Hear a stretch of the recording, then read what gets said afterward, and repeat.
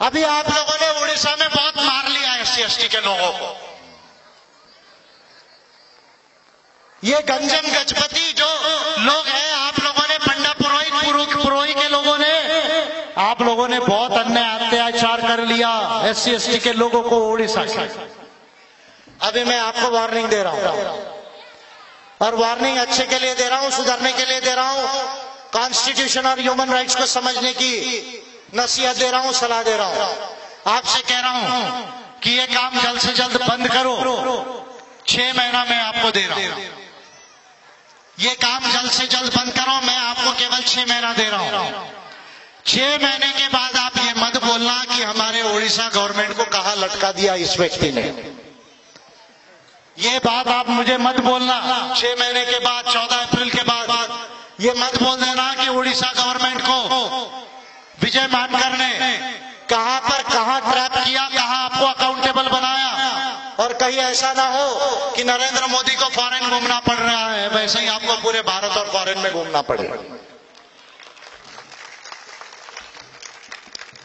आपके पास अगर chief minister की ताकत होगी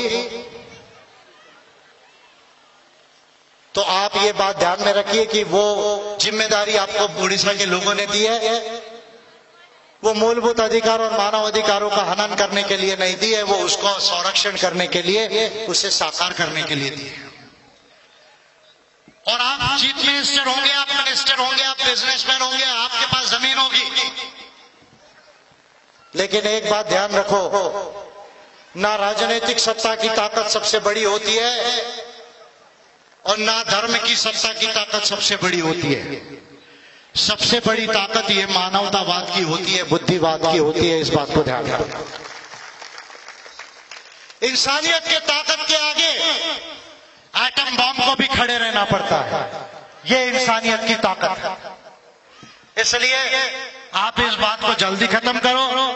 और मैं अपने लोगों से कहना चाहता हूं, एससी एसटी के लोगों से, एससी एसटी के लोगों से कहना चाहता हूं कि अब डरना बंद करो। अब आपको इस देश में कोई टच नहीं कर सकता, विजय मानकर आपको इस देश में टच नहीं करना। और अगर वो टच करेगा तो मैं उसको डबल टच करूंगा,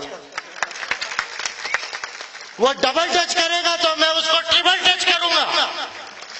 और ये टचिंग के गेम में ऐसा ना हो कि आपकी पूरी टचिंग निकल जाए। तो इसलिए अभी इनको डरना बंद करो।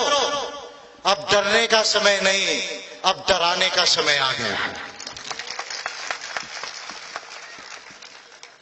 अब रोने का समय नहीं, अब रुलाने का समय आ गया है। अभी हारने का समय नहीं, अभी हराने का समय आ गया है। तो इसलिए जो है आप डरना छोड़ दो। और मैं आपको वचन देके जा रहा हूं, 6 महीने के अंदर आपको पूछे बगैर एपीआई को उड़ीसा में ये एससी एसटी के इश्यू पर कोई काम नहीं करेगा।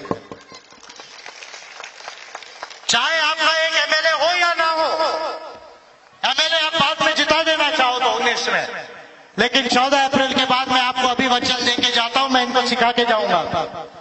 और ये लोगों ने किया या नहीं किया ये आप पूछना, इनको आप लोगों को पूछना। मैं भी सिखा के जाऊंगा मीटिंग में कि सर ने जो बताया वो किया या नहीं किया, डेली पूछना है।